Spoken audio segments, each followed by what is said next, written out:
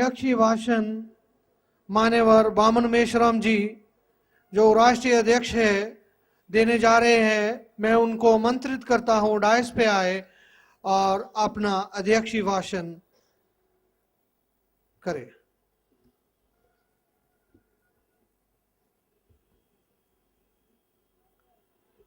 साथियों,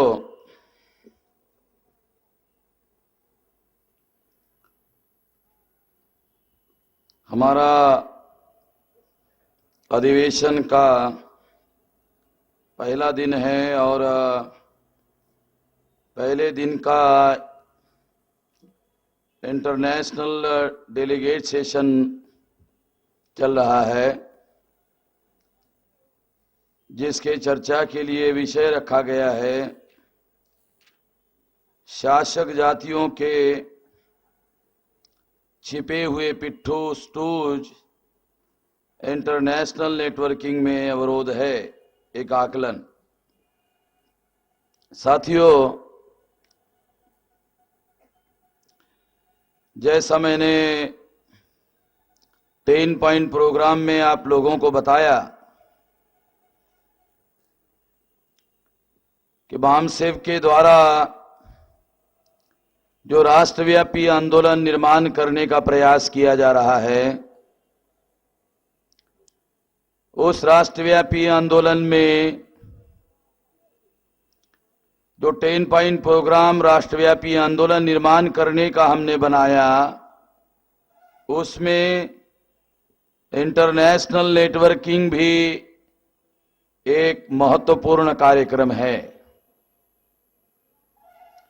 और ये जो महत्वपूर्ण कार्यक्रम है, जिसके लिए मैंने उस समय भी बताया, उस बात को फिर से मैं दोहराना चाहूंगा कि इंटरनेशनल एरिया में एक उदाहरण मैंने आपको दिया था साउथ अफ्रीका का, जिसको अभी पिछले आखिरी समय में, शताब्दी के आखिरी समय में साउथ अफ्रीका को आजादी मिली। इस आजादी की जो लड़ाई है, ये बहुत पहले से चल रही थी। साउथ अफ्रीका में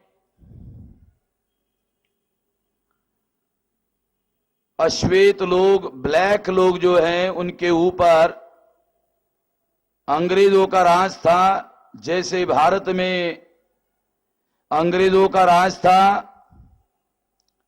उसी तरह से साउथ अफ्रीका के ऊपर भी अंग्रेजों का राज था। उसके विरोध में वहां के मूल निवासियों ने नेल्सन मंडेला के नेतृत्व में आंदोलन चलाया। नेल्सन मंडेला के नेतृत्व में जब इस आंदोलन को चलाया गया, तो वहां के श्वेत लोगों ने, अंग्रेजों ने नेल्सन मंडेला जो इस आंदोलन को लीड कर रहे थे, नेतृत्व दे रहे थे, नेल्सन मंडेला को जेल में डाला। आपको सुनकर हैरानी होगी कि नेल्सन मंडेला को 29 साल तक जेल में रखा। 29 साल का समय आप अंदाजा लगा सकते हो कितना लंबा अरसा होता है, बहुत बड़ा समय होता है। 29 साल तक नेल्सन मंडेला को साउथ अफ्रीका के अंग्रेजों ने जेल में डाल के रखा, और इसके बावजूद भी साउथ अफ्रीका आजाद हुआ। ये बहुत बड़ी बात थी कि साउथ अफ्रीका, उसको लीड करने वाला आदमी 29 साल तक जेल में रहने के बावजूद भी आजाद हुआ। इसके पीछे का रहस्य क्या था? इसके पीछे का रहस्य था इंटरनेशनल कम्युनिटी का जन जागरण इंटरनेशनल लेवल के जो लोग हैं, इंटरनेशनल कम्युनिटी का जागरण और इंटरनेशनल कम्युनिटी का साउथ अफ्रीका के आजादी के लिए समर्थन।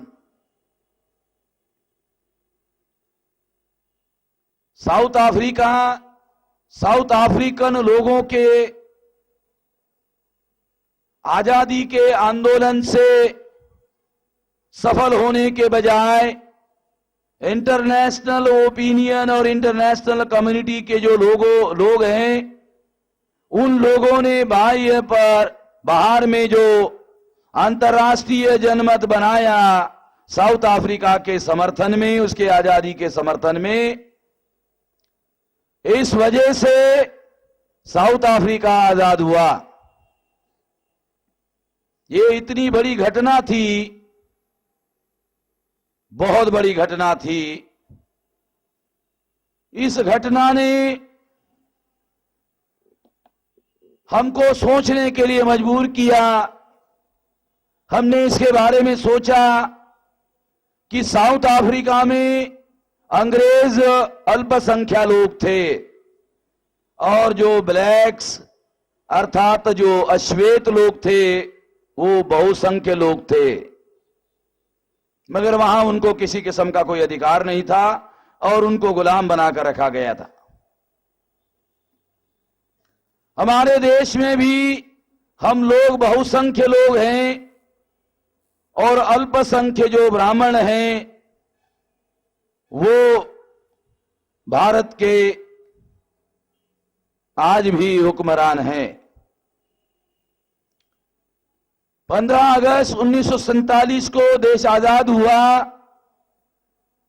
ऐसा हमको बताया जाता है, परंतु हम इस बात को नहीं मानते कि 15 अगस्त को देश आजाद हुआ।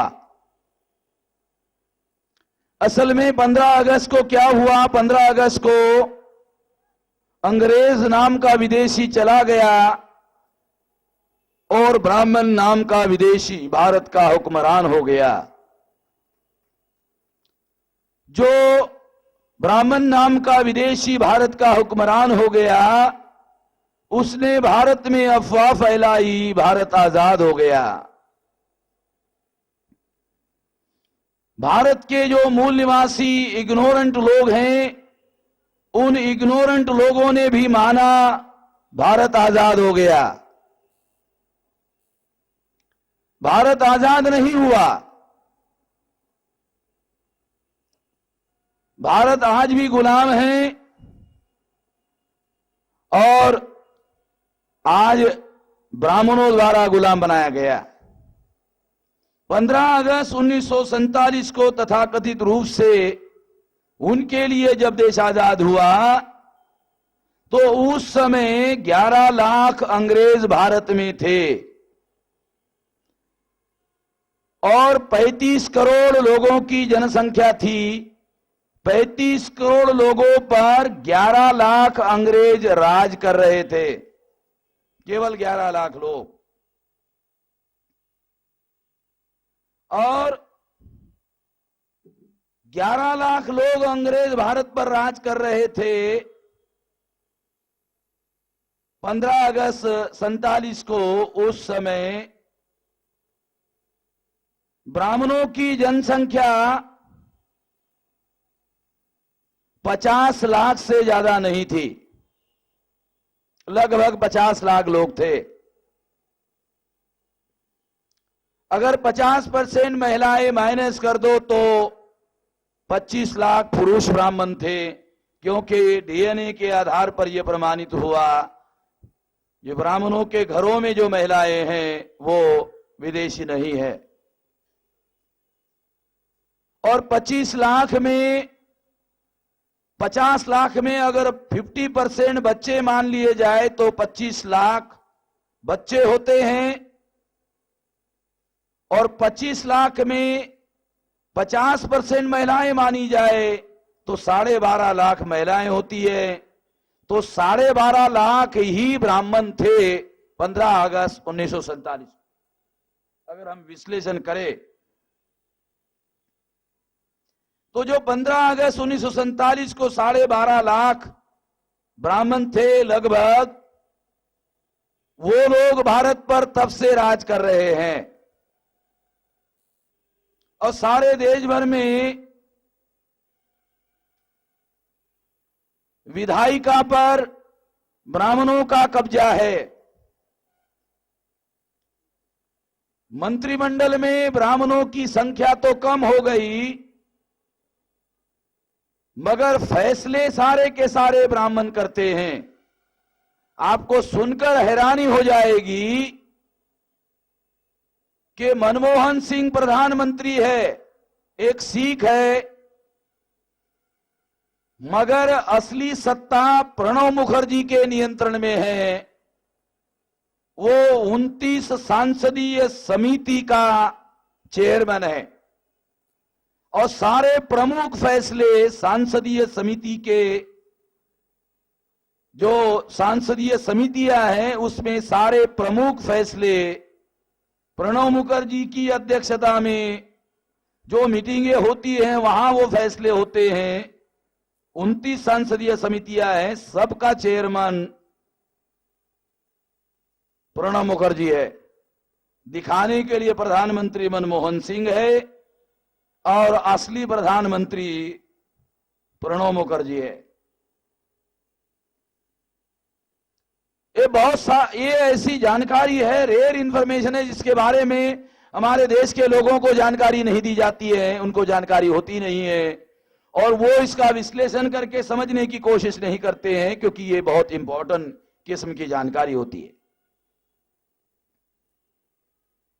क्योंकि मैं हमेशा ये बात कहते रहता हूं कि हर जानकार आदमी समझदार हो जरूरी नहीं है।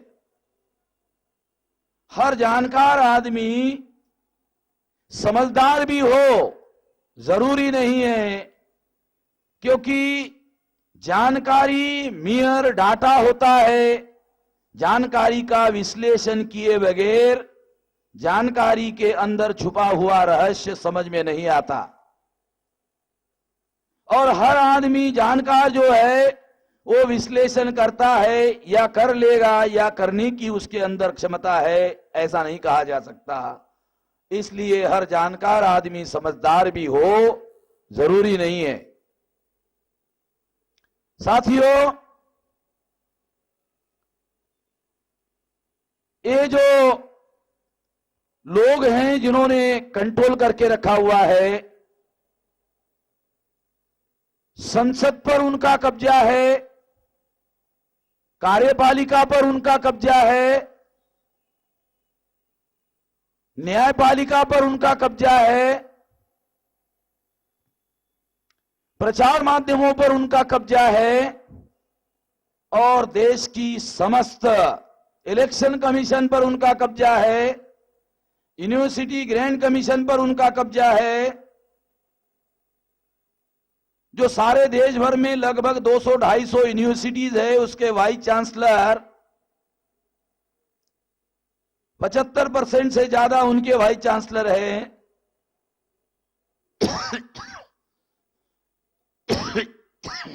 जो महत्वपूर्ण रिसर्च इंस्टीट्यूट है, जो महत्वपूर्ण स्ट्रेटेजिक इंस्टीट्यूट्स है, जो देश को चलाने के लिए महत्वपूर्ण रोल निभाने का काम करने वाली संस्थाएं हैं, ऐसी सभी संस्थाओं पर उन लोगों का कब्जा है।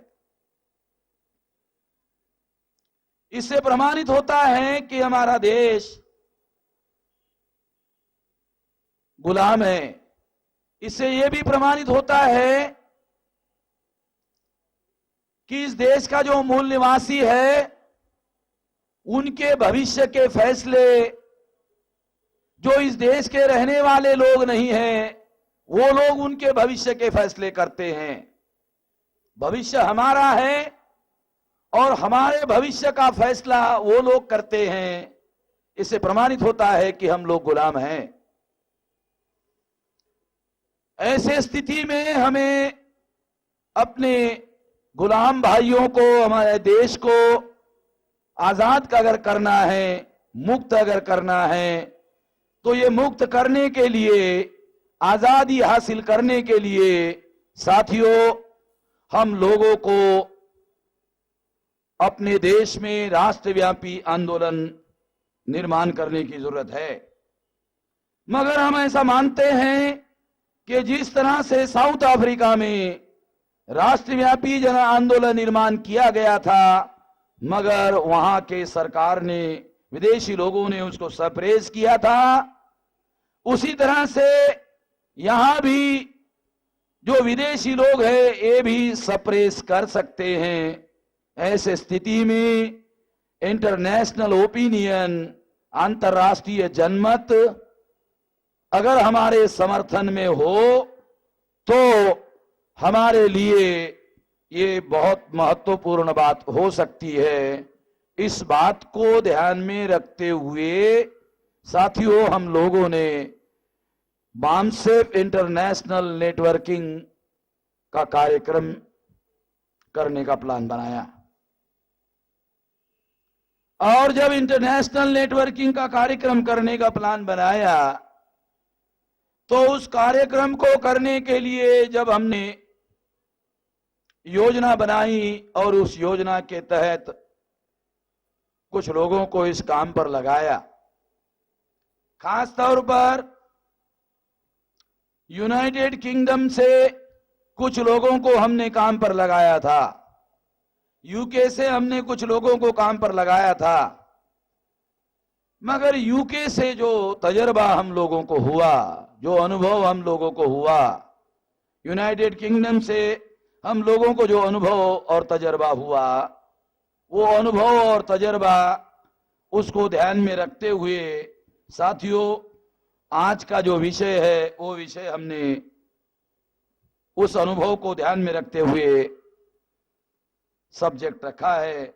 सब्जेक्ट है शासक जातियों के छिपे हुए पिट्ठू स्टोज, इंटरनेशनल नेटवर्किंग में अवरोध है एक आकलन। साथियों, यूके यूरोप का, मैं ऐसे मानता हूं, एक गेटवे ऑफ यूरोप है।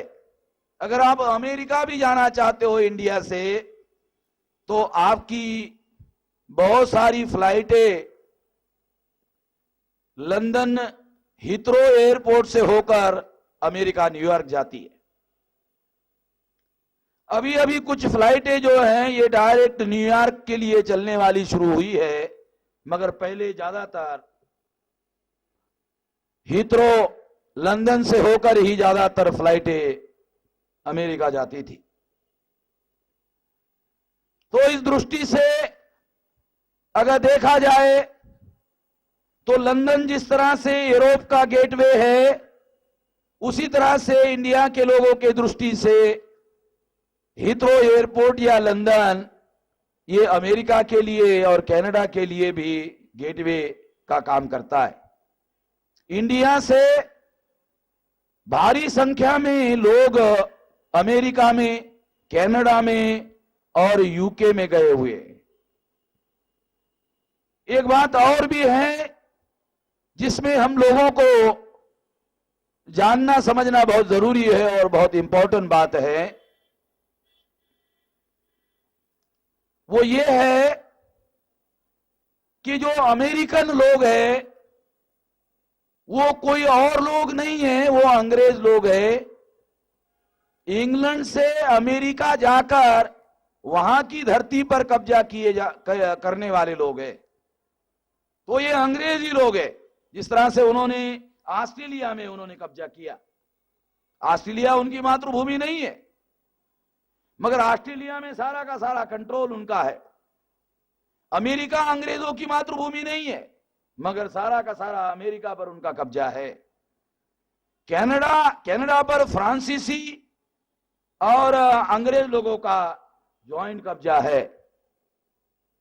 ये दुनिया की हिस्ट्री भी हम लोगों को ठीक से, हमारा जो इंटरनेशनल, जब मैंने इंटरनेशनल नेटवर्किंग बनाने का प्लान बनाया, योजना बनाई, तो इसका हमने स्टडी करने का भी प्रयास किया। 2-4 बार मैं इंग्लैंड जाके आया, कनाडा जाके आया, ऑस्ट्रेलिया एक बार जाके आया, कुवैत जाकर आया, तो ये जो अभ्यास करने का, अध्ययन करने का जो मौका मिला, इससे बहुत कुछ बातें हम लोगों को सीखने को मिली।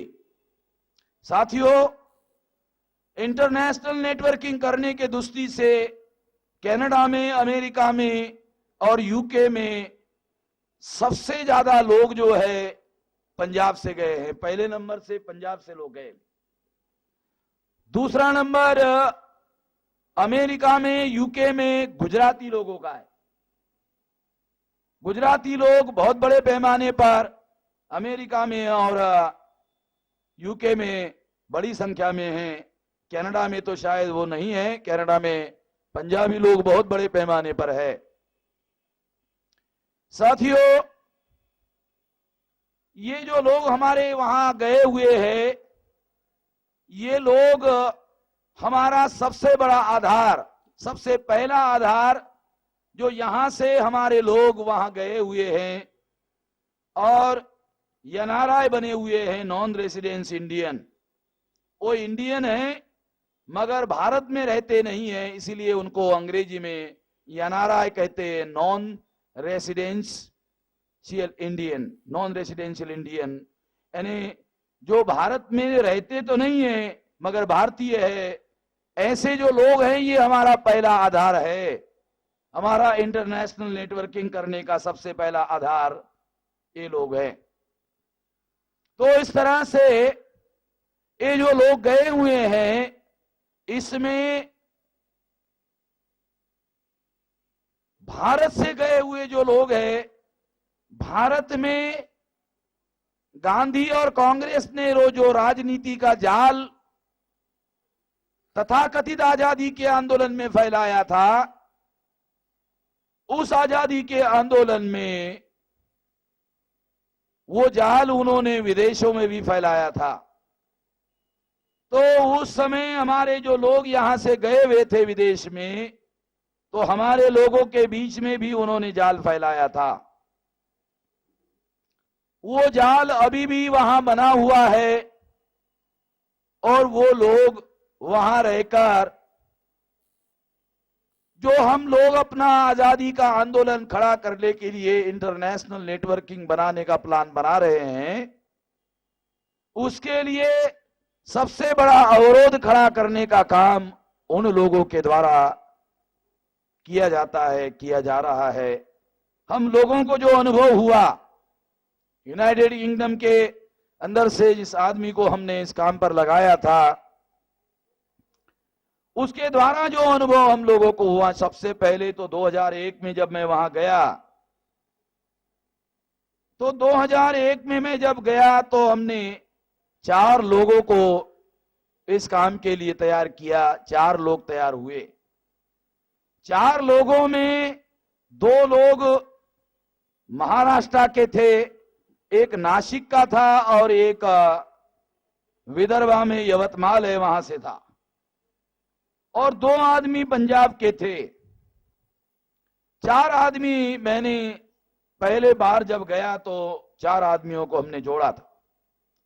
उसके बाद में जब दोबारा हम गए तो दोबारा जाने के बाद पता चला कि महाराष्ट्र के पूना के ब्राह्मणों के द्वारा एक यूनिवर्सिटी का वाइस चांसलर जो हमारे अपने था, उसको उन्होंने, ये जो 4 आदमी हमने तैयार किए थे उसको तोड़ने के लिए उन्होंने वहां भेजा। वो वहां गया और वहां 4 में से 2 आदमी को उन्होंने तोड़ा, और वो 2 आदमी कोई और नहीं, वो महाराष्ट्र से, एक नासिक का था, एक विदर्भ में यवतमाल का था। और जब मैं वहां जाकर के ये जानकारी इकट्ठा की तो वो जो 2 लोग थे उन्होंने बगैर किसी छानबीन के इंटरनेशनल एरिया में रहने वाले जो हमारे लोग हैं, मैं ये मानता था कि ये उस एरिया में रहने वाले ज्यादा समझदार लोग होंगे, मगर मैंने देखा कि किसी किस्म की कोई छानबीन किए बगैर जिस आदमी को पूना ब्राह्मण के लोगों ने वहां तोड़फोड़ करने के लिए भेजा था, जिसको एक यूनिवर्सिटी का वाइस चांसलर बना करके बनाया था, आमतौर पर हमारे किसी आदमी को जो इंडिपेंडेंट ख्यालात रखने वाला आदमी है उसको नहीं बनाया जाता। इस सिंपल बात भी हमारे लोगों को समझने में नहीं आती है। तो वो आदमी उसने जब तोड़फोड़ करने का काम किया तो कुछ लोगों ने हम लोगों को नाम के साथ में ये जानकारी बताई कि फला फला आदमी ने यहां आकर ऐसा ऐसा किया और यहां ये बात की। मुझे ऐसा लगा कि जो इंडिया से जाकर वहां तोड़फोड़ करने का काम कर रहा है, ये बड़ी हैरान करने वाली बात थी।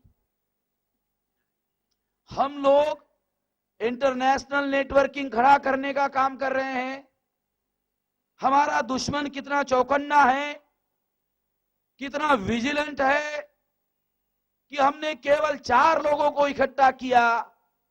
वो 4 लोगों को इकट्ठा करना भी उसके लिए, उनके लिए कितनी बड़ी बात लगती है। वो 4 लोगों को ही तोड़ने के लिए उन्होंने एक आदमी को भेजा। तो इस तरह से जो लोग किसी किस्म की छानबीन किए बगैर अपनी राय बना लेते हैं, हमारे लोगों को पता ही नहीं है कि राय कैसे बनाई जाती है।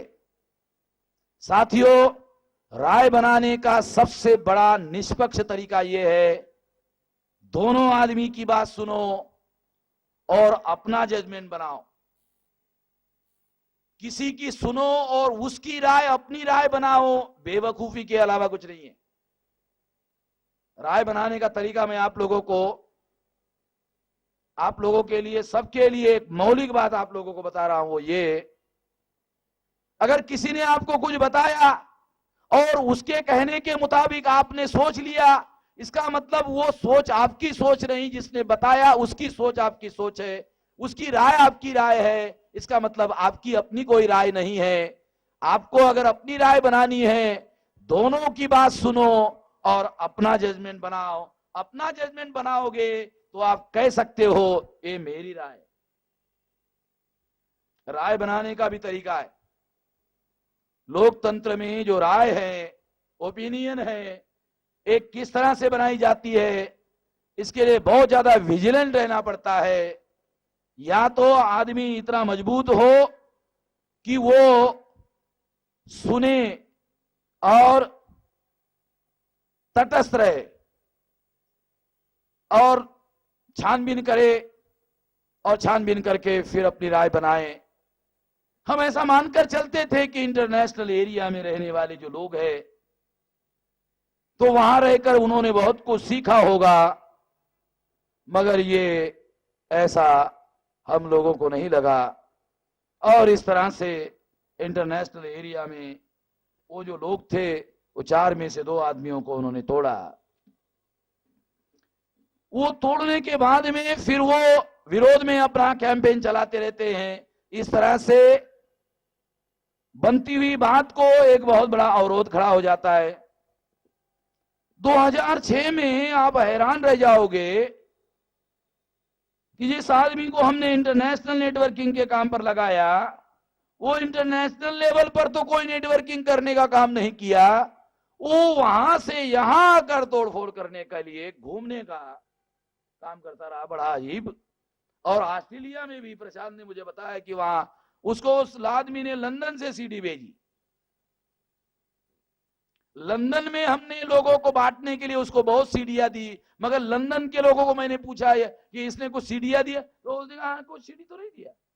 लंदन से ऑस्ट्रेलिया भेजा मगर लंदन के अंदर नहीं दिया। तो इंटरनेशनल नेटवर्किंग के लिए वो लोग जो यहां हमारे देश में खेल खेल रहे हैं, हमारे लोगों को गुलाम बनाकर रखने का खेल खेल रहे हैं, हमारे लोगों को षड्यंत्र पूर्वक गुलाम बनाने का जो खेल खेल रहे हैं, उनके इशारे पर वो इंटरनेशनल लेवल में अवरोध खड़ा करने का काम करते हैं, कर रहे हैं, भविष्य में भी करने वाले हैं। हमने इस सत्र में इस विषय को क्यों रखा? इसलिए रखा क्योंकि हम इंटरनेशनल लेवल पर काम करने वाले जो हमारे डेलीगेट साथी इंटरनेशनल से हमारे अधिवेशन में आए हैं, मैं उन इंटरनेशनल लेवल से आए हुए डेलीगेट लोगों को विजिलेंट करना चाहता हूं, सतर्क करना चाहता हूं। ये जो सब्जेक्ट हमने रखा, ये सब्जेक्ट एक विजिलेंट करने के लिए कि इंडिया के अंदर से जहां जहां भी हमारा नेटवर्क है, 4 लोगों को हमने इकट्ठा किया तो उसको तोड़ने के लिए आदमी दौड़ाया। इसका मतलब है कि हमारे देश का जो कब्जा किया हुआ आदमी है वो कितना ज्यादा विजिलेंट है और कितना ज्यादा सतर्क आदमी है। और कोई चीज बनने के पहले ही, जिसको भ्रूण हत्या कहते हैं, अभी वो बच्चा पैदा भी नहीं हुआ, केवल भ्रूण है, तो भ्रूण की वो हत्या कर देता है, यानी पेट के अंदर ही उसको मरवा देता है, भ्रूण हत्या करवा देता है। अभी मामला बना ही नहीं है, अभी शुरुआत हुआ है। तो इससे अंदाजा आप लगा सकते हो, जो इससे अंदाजा आता है कि इंटरनेशनल लेवल पर नेटवर्किंग करने के लिए इंडिया के अंदर से हम लोगों को बहुत बड़ा अवरोध है। साथियों, इंडिया के अंदर से हम लोगों को इंटरनेशनल नेटवर्किंग करने के लिए अवरोध तो है ही है। यही अवरोध जो है, यहां से वहां जो लोग हैं वो इनके इशारे पर वहां अपनी कोई गतिविधियां चलाते रहते हैं। और जब वो गतिविधियां चलाते हैं तो वो गतिविधियां हमारा जो इंटरनेशनल नेटवर्किंग है उसके लिए अवरोध खड़ा करने का काम करता है। इंटरनेशनल एरिया में काम करने वाले जो लोग हैं वो इस बात को ध्यान रखे और इस बात को ध्यान रख करके विजिलेंट रहने का काम करे। तो भविष्य में अगर आप लोगों को कुछ करना हो, इंटरनेशनल नेटवर्किंग आगे बढ़ाना हो, तो आप लोगों को पहले से ही सतर्क कर देना, मैंने सोचा ये जरूरी है। इससे क्या होगा? इससे इंटरनेशनल एरिया में काम करने वाले जो हमारे लोग हैं वो अभी से सतर्क रहकर काम करने का प्रयास करेंगे। हमने इंग्लैंड में, यूके में जब हमारी इंटरनेशनल कॉन्फ्रेंस आयोजित की थी, पहली इंटरनेशनल कॉन्फ्रेंस हमने वुलरहम्पटन में आयोजित की थी, तो उस कॉन्फ्रेंस के लिए अमेरिका से 2 लोगों को हमने बुलाया था। एक मेडिकल साइंस का डॉक्टर था, एक सोशल साइंस का डॉक्टर था। 2 डॉक्टर थे, एक पीएचडी था और एक एमबीबीएस था, मगर दोनों डॉक्टर थे। दोनों को हमने बुलाया था। मैं उन लोगों का नाम लेना इसलिए जरूरी नहीं समझता हूं क्योंकि इतने बड़े मन से उन लोगों का नाम लेकर उनको बड़ा बनाना जरूरी नहीं है। मैं इनडायरेक्ट वे में आप लोगों को बताने का कोशिश कर रहा हूं ताकि संबंधित लोगों को मैसेज भी जाए और हमारे लोगों को भी हमारी बात समझ में आए और उनको उनका नाम लेकर उनको बड़ा बनाने की जरूरत भी नहीं हो। ये इशारे से आप लोगों को समझाने का प्रयास कर रहा हूं ताकि आप लोगों को ये बात समझ में आए। उन लोगों को, उसमें से एक आदमी को तोड़ने के लिए राज्यसभा का मेंबर बनाने का आश्वासन दिया और आश्वासन देने से ही वो कट गया, पूरा नहीं किया। हमारे लोगों की औकात देखो कितनी है। आश्वासन दिया, आश्वासन से ही भाग गया, आश्वासन से ही भाग गया। वो आश्वासन पूरा नहीं किया, इधर से भी गया उधर से भी गया और मुंह दिखाने लायक नहीं रहा। मतलब हमारे लोग वहां जाकर उसकी औकात, हम समझते हैं वो बहुत बड़ी औकात होनी चाहिए, वहां जाकर के दिमाग जो है काफी बड़ा डेवलप हो जाना चाहिए। मगर हमारा जो तजुर्बा है, अनुभव है, वो रियल अनुभव जो है मैं आप लोगों को बता रहा हूं और दूसरा जो डॉक्टर है सोशल साइंस का, उसको कांग्रेस ने वैंकूवर में एक इंटरनेशनल दलित कॉन्फ्रेंस लगाया, उसका चेयरमैन यहां के लोगों ने उसको वहां का चेयरमैन बनाया। वहां के लोगों ने बनाने के बजाय यहां के लोगों ने उसको वहां का चेयरमैन बनाया।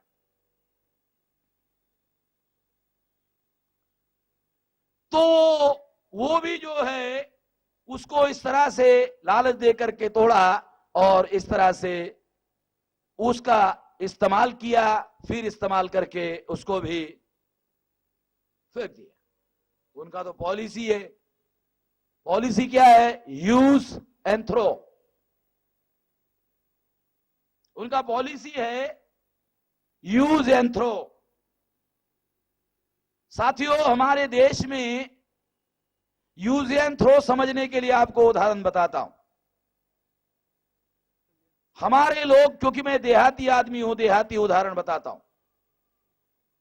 देहात में लोग जब जंगल में जाते हैं और टॉयलेट को जाते हैं, पानी नहीं होता, तो वो पत्थर लेते हैं, पोंछते हैं और पोंछ कर फेंक देते हैं।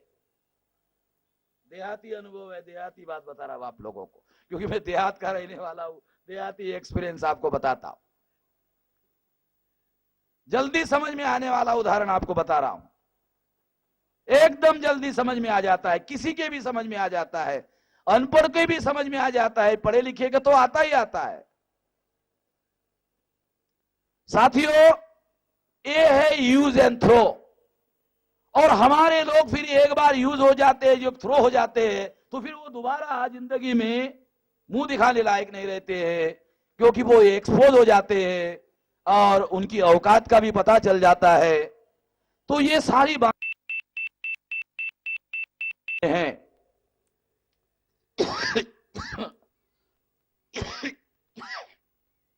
तो ये जो अनुभव है, ये अनुभव आने वाले समय में इंटरनेशनल नेटवर्किंग के लिए हमारे काम में आएगा, क्योंकि ये बातें हम लोगों को ध्यान में रखकर जब हम अपना काम करेंगे तो हम लोग हिसाब बनाकर काम करेंगे, ताकि हमारे लिए अवरोध ना हो। तो मैं इंटरनेशनल लेवल पर आए हुए जो हमारे डेलीगेट साथी हैं, उन साथियों को काम करते वक्त इन सारी बातों को, इन सारे अनुभवों को ध्यान में रखकर काम करने का प्रयास वो करेंगे और इससे सबक ग्रहण करेंगे, विजिलेंट रहेंगे, ऐसी मैं आशा करता हूं। जो नेपाल से हमारे डेलीगेट आए हुए हैं, तो नेपाल के हमारे साथियों को हम लोग यही आश्वासन देना चाहते हैं कि हम आपके आंदोलन के समर्थन में हैं और आप लोगों को सबसे पहले, क्योंकि वहां अभी बहुत महत्वपूर्ण दौर में ये मामला चल रहा है, जैसे भारत में संविधान सभा का गठन हो रहा था, उसके लिए चुनाव हो रहा था, और चुनाव होने के बाद फिर संविधान सभा का गठन, संविधान का निर्माण हुआ, फिर हमारे लोगों को अधिकार मिले। वो दौर अभी नेपाल में चल रहा है। तो वो हमारे पास बहुत सारा तजुर्बा है, बहुत सारा अनुभव है। भारत के संविधान निर्माण के समय का वो अनुभव नेपाल में जो हमारे साथी है, वो अनुभव हमारे लोगों के लिए उपयोगी होगा और वो हम अपने साथियों को शेयर करेंगे और इससे निश्चित रूप से भविष्य में उनको बहुत सारी बातें सीखने को मिलेगी और जरूर हम अपने पास जो जानकारी है उस जानकारी को हमारे साथियों को, हमारे भाइयों को मदद करने के लिए हम जरूर तत्पर रहेंगे। इस आशा और विश्वास के साथ इस सत्र को यहीं पर समाप्त किया जाता है। आपने मेरी बात ध्यान से सुनी, इसके लिए आभार, धन्यवाद। साथियों,